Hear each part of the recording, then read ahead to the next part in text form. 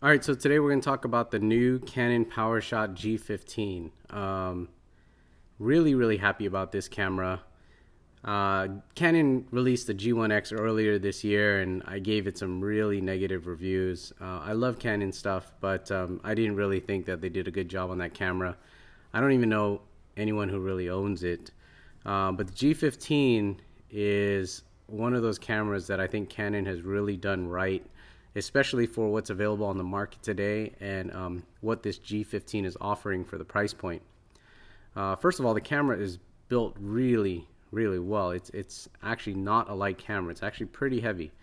And let me go through a couple of reasons why I think it's going to do well in the market. Now, it's probably been overshadowed because Sony has the RX100, very large sensor camera in the marketplace. But large sensors don't always translate to the best quality, and I'll explain why. And I am an avid RX100 shooter. In fact, I own two of these cameras, and we just covered Photo Plus in New York with just these two cameras here. So I do use these small cameras quite a bit.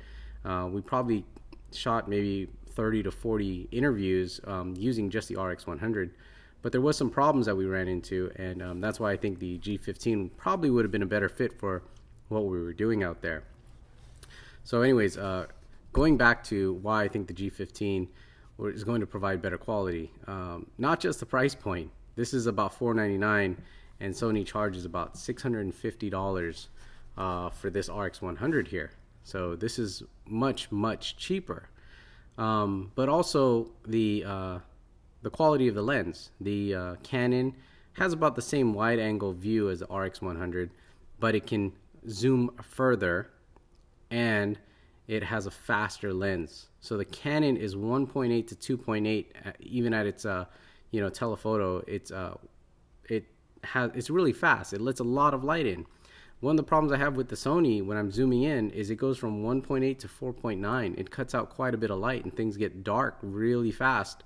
So I found myself only using the RX100 more at the wide lens or wide angles because I was trying to get enough light in. Now, you're not going to have that problem with the Canon, and this is also going to translate to blurrier backgrounds, which a lot of people are trying to achieve with these small point and shoot cameras. You're going to find it in the G15 much better than you would in the RX100 because you have a wider aperture on the G15. Now, aside from that, even being a cheaper camera, the Powershot offers you guys a hot shoe, so you can expand with flashes if you really needed to. So it's a good vacation camera, and the Sony, it lacks that hot shoe. The G15, you can add a shutter remote, and so if you guys are into time-lapse type stuff, there you go. You could do it with the G15 when you're traveling, and you can't really do that with the RX100.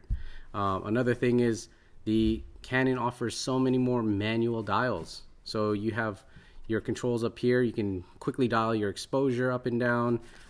You've got a rotating knob up here and your jog dials here and a few more buttons. The Sony, I found myself kind of navigating through menus, and I'm not really that fast at it because you have to jump into one menu where you could change all the settings, such as your ISO, your white balance, and all that other stuff. So you kind of got to dig a little bit more in the RX100 than you do with the G15. Another feature expanding on the G15 is lens adapters and filters. So Canon will let you do that. You can get an adapter and you can add on things like a telephoto lens. There's also a macro light that you can add to this Canon, and that's another thing that this G15 does really well. You can push this lens practically right up to the subject and get that macro shot, and the RX100, as good as it is, you're not going to get that close to focus on macro shots. So hands down, the G15 kills the RX100 with just macro images with the stock lens. And then one of the things I like about the Canon stuff as opposed to RX100, now I like the RX100 because of the quality, but the MTS file is a little bit harder to work with when you're doing video, and Canon's been using the MOV, which is found in the G15 as well, and I think it holds up a little bit better as far as image quality goes when you're kind of editing that and pushing it around in post. So I like that it's easier to work with MOV files on the G15. So definitely be happy to trade in one of my RX100s for a G15. I think it's a great camera, great price. It fits the market well as opposed to all the other things that are out there.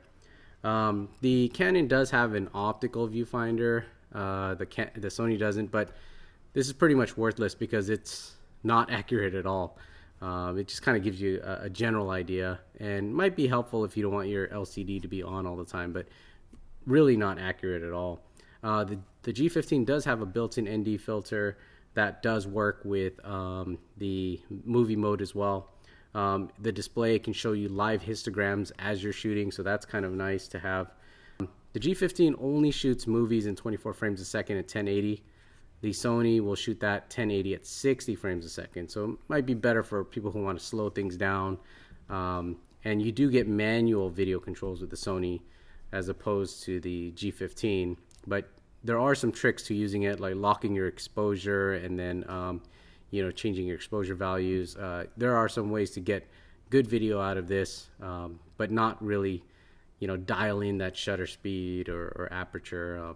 One of the things that I was testing though is in video mode, I found myself getting faster autofocus out of the G15 than I did with the Sony. Sometimes you're moving around with the Sony and it's kind of all over the place, doesn't really focus well. The G15 I found had better focus as far as the movies go. So there you go, quick overview of the G15 compared to the Sony RX100, which I do love, but for the price and for the features, the G15 is really hard to ignore. And I did bash Canon about some of their other cameras and some of their new releases, but really happy about what they're doing with this one. I think they did a great job. You guys should check it out. I'll try to put up some further videos and photos coming out of the G15 for you guys to take a look at. And if you guys want more information about this stuff, hit me up on the blog, cheesycam.com.